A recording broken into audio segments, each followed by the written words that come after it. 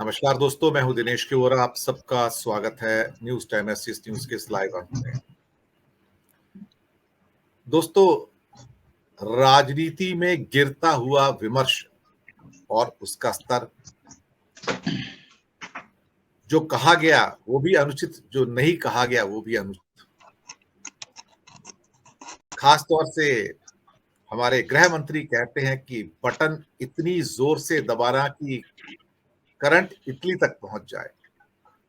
भाई, इस बात का तो ख्याल रखो कि विदेश नीति में कहीं इटली के एम्बेसडर ने कहीं ऑब्जेक्शन कर दिया तो आपके पास तो जवाब नहीं बचेगा, मुंह दिखाने लायक नहीं बचोगे। और प्रधानमंत्री जी ने तो कमाल ही कर दिया। वो तो राजस्थान में थोड़ा और आगे चले गए और कहते हैं कि चुनाव में आप कमल का बटन ऐसे दबाओ कि उनको, यानी कि कांग्रेस को, फांसी दे रहे हो। भाई, ये डिस्कोर्स अगर भारत के प्रधानमंत्री का है तो फिर तो खुदा ही बचाए। हालांकि बहुत सारे लोग ऐसे भी हैं जो सत्ता पक्ष से संबंधित हैं और उन्हें इस डिस्कोर्स में कोई बुराई नजर नहीं आती है। उन्हें इस किस्म की शब्दावली से भी कोई बुराई नजर नहीं आती है। गली मोहल्ले के छोटे भैये होते हैं ना, मैं दूसरा शब्द यूज नहीं करना चाहता इस समय। तो गली मोहल्ले में जो छोटे भैये होते हैं, उनकी आपस में जो रार तकरार होती है, तो वहां पर इस किस्म की निम्न स्तरीय भाषा का उपयोग किया जाता है। उसमें माँ बहन की गालियां भी आ जाती हैं। मुझे लगता है कि जिस किस्म के शब्दों का उपयोग किया जा रहा है आज सार्वजनिक मंचों से, वो माँ बहन की गालियों से कम भी नहीं है, बल्कि कई बार तो देखने में छोटे लगे, घाव करें गंभीर। वो बिहारी का था ना, ससैया के दोहरे जो नाविक के तीर। ये हालात हैं।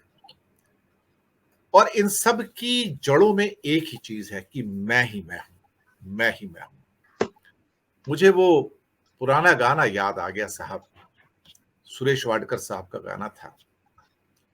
वो ये कि मुझको देखोगे जहां तक, मुझको पाओगे वहां तक, रास्तों से कारवां तक, इस जमी से आसमां तक, मैं ही मैं हूं, मैं ही मैं हूं, मैं ही मैं हूं, दूसरा कोई नहीं। ऐसा लगता है कि गीतकार लिखते समय शायद भूल गया होगा कि मैं वास्तव में ही एक ऐसे शख्स के बारे में लिख रहा हूं जो कुछ वर्षों के बाद भारत में आएगा और भारत पर शासन भी करेगा। कभी कभी लेखक के हाथों से कुछ ऐसे शब्द लिखे जाते हैं जो बाद के वर्षों में आकर सत्य साबित हो जाते हैं। ये बात सही है। या कभी कभी मुंह से निकली कोई ऐसी बात होती है जो आने वाले वर्षों में सही साबित हो जाती है। तो अहंकार घमंड की पराकाष्ठा आपके सामने है। कोई जगह ऐसी नहीं जहां जनाब का फोटो ना हो। सिर्फ एक ही शख्स है जो उनका मुकाबला कर सकते हैं फोटोग्राफी में दुनिया में, और वो है Kim Jong Un, north Korea के। कोई गली, कोई नुक्कड़, कोई मोहल्ला, कोई शहर, कोई सड़क, कोई रेलवे स्टेशन, कोई एयरपोर्ट, कोई बस अड्डा, कोई बस स्टॉप, कोई जगह ऐसी नहीं जहां उनकी फोटो ना हो। घरों के अंदर भी फोटो रखना अनिवार्य है। सिर्फ एक जगह फोटो रखना अनिवार्य उनका शायद नहीं है। किम जॉन उनका, जहां तक मुझे याद है, वो है कब्रिस्तान। बाकी सब जगह उनके फोटोग्राफ हैं। खैर, फिलहाल साहब के फोटो भी हर जगह मिलते हैं। तो बात वही थी कि मुझको देखोगे जहां तक, मुझको पाओगे वहां तक, इस जमीन से आसमां तक, मैं ही मैं हूं। एक इंसान इंसान ही रहे तो अच्छा है। खुदा बनने का कोशिश ना करे तो अच्छा ही है। नड्डा साहब उनको ईश्वर का अवतार बताते हैं। बीजेपी के कई नेता और फिल्म स्टार कहते हैं कि ये कल की अवतार है, ये 8वें अवतार हैं, 10वें अवतार हैं। और शायद इनकी भी यही इच्छा है कि लोग मुझे एक अवतार के रूप में ट्रीट करें। एक्चुअली क्या क्या इंसान नहीं सोचता है। सिकंदर बनने की ख्वाहिश सब में है। यही तो होता आया है। आज यही विषय है कि अहंकार की पराकाष्ठा की मैं ही मैं हूं। जो मेहमान आज हमारे साथ हैं इस विषय पर बात करने के लिए, वो हैं मेरठ से हमारे मित्र वरिष्ठ पत्रकार राशिद जहीर साहब। शुक्रिया आपका, आप आए, बहुत बहुत धन्यवाद। हमारे साथ हैं डॉक्टर अनिल जैन जी, राजनीतिक विश्लेषक हैं। जय हिंद सर। और अरुण कुमार शर्मा जी, वरिष्ठ विश्लेषक। आपका भी बहुत बहुत स्वागत है। राशिद भाई, आपके पास ही आता हूं आज पहले। सर, ये मैं वर्ड कभी कभी क्या होता है ना कि अगर अच्छे ढंग से बोला जाए तो मैं वर्ड आता ही नहीं, उसमें हम आता है। हम ये चाहते हैं, हम वो चाहते हैं, लेकिन कई बार हम भी अहंकार का क्या कहते हैं कि एक शब्दावली बन जाती है। लेकिन किस ढंग से शब्द को बोला जाता है वो ज्यादा जरूरी है। मोदी की गारंटी है, ये मोदी कहता है, ये मोदी तुमको खाना दे रहा है, मोदी ने 80 करोड़ को जिंदा रखा। क्या कहूं सर, मैं आपसे सुन लेते हैं, आप क्या कहते हैं, आपकी टिप्पणी इस बारे में। मैं हूं। दिनेश जी, जैसे मैं आपके सामने हाजिर हूँ, ऐसी एक मर्तबा कुछ वक्त पहले की बात है, मैं 4 PM पर भी था। तो 4 PM के जो चलाते हैं संजय शर्मा जी, उन्होंने कोड किया कि एक भारतीय जनता पार्टी के बहुत बड़े नेता उनसे बात कर रहे थे। नाम उन्होंने बताया नहीं, लेकिन वो ऑनलाइन मौजूद है पूरा प्रोग्राम, मैं भी था उसमें। तो उन्होंने कहा कि मेरी एक बार मोदी जी से मुलाकात हुई थी। तो मोदी जी ने कहा कि आपके आसपास के जो लोग हैं क्या कहते हैं मेरे बारे में। Yes. तो वो बोले, साहब बड़ी तारीफ करते हैं, आपने तो ये कर दिया। अरे और कुछ बताइए। अरे साहब, आपने सड़क बना दी और आप जो है राशन दे रहे हैं। बस बस ये समझ लीजिए कि आप जो है, आपकी बस जो है मंडली पूरा वो करते रहते हैं। तो बोले आपको कुछ नहीं पता। ये संजय शर्मा भारतीय जनता पार्टी के बड़े नेता की बात बता रहे थे। कह रहे ये लोग मुझे भगवान मानते हैं। अब जब खुद ही के जहन में ये बात आ गई कि वो समझ गए कि मुझे भगवान मानते हैं, तो फिर तो उसका आगे कुछ बचता नहीं ना। चलिए, वो कुछ भी मानने लगे, हमें इससे कोई ऐतराज इसलिए नहीं होना चाहिए, जो उनका अपना विवेक है। हमें तो उनके सिर्फ और सिर्फ प्रधानमंत्री पद पर बैठे हुए कार्यों से मतलब है। अगर वो अपने आप को कुछ समझते हैं तो समझते रहो। एक डिप्रेशन की बीमारी हुई एक आदमी को, वोरा साहब, तो उसमें उसने ये लगा उसे कि मैं चना हूं, मैं चना हूं। तो उसका इलाज किया गया, साइकेट्रिस्ट ने देखा उसको। तो उसके बाद उसका इलाज हुआ कुछ वक्त, जो भी उसने थेरेपी इस्तेमाल की। उसके बाद उसने कहा, दिमाग से उसके निकल गई मैं चना हूं। उसने कहा मैं ठीक हो गया। फिर वो डॉक्टर के पास गया कि साहब बात तो ये है, मैं तो समझ गया कि मैं चना नहीं हूं, लेकिन ये बात लोगों को तो नहीं पता कि मैं चना नहीं हूं। तो होता यह क्या है कि ये एक ऐसी बीमारी हो जाती है अंदर कि उसको निकाल पाना बड़ी मुश्किल है। और एक बात और भी है, कमजर्फ को शिकवा है समंदर से भी यारो। कमजर्फ को शिकवा है समंदर से भी यारो, हो जर्फ जो पीने का तो पैमाना बहुत है। क्या बात है। तो एक बात यह है दिनेश जी, बस वो तो एक पर्सनैलिटी की बात है।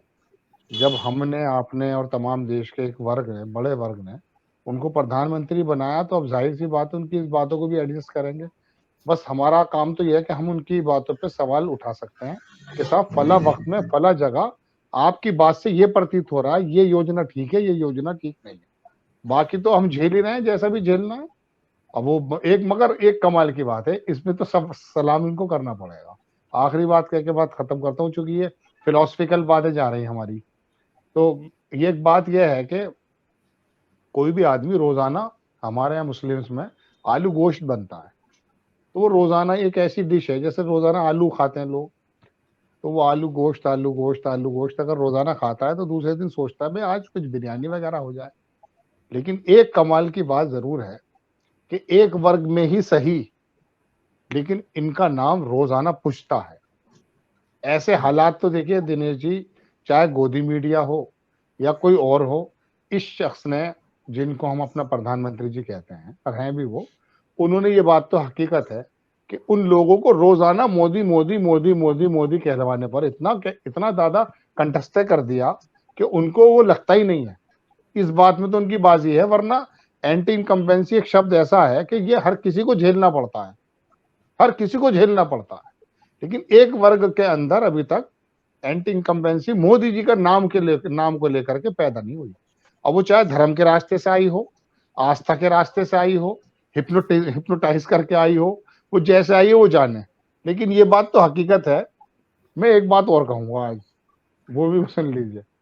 हमारे एक मित्र हैं, उन्होंने मुझसे यूं कहा कि साहब आपने वो फिल्म देखी है, एक बाहर के डायरेक्टर ने बनाई थी फिल्म, वो कुछ मिलेनियर करके थी, slum dog Millionaire, slum dog Millionaire हाँ हाँ हाँ, ऐसे मिलेनियर करके नाम। स्लम डॉग जी जी मिलेनियर। जी जी जी जी जी जी। मैंने कहा हाँ जी हमने देखी है। कह रहे वो जो बंदा था ना जो जवाब दे रहा था, वो घाट घाट का पानी पिए हुए था। मैंने कहा हाँ।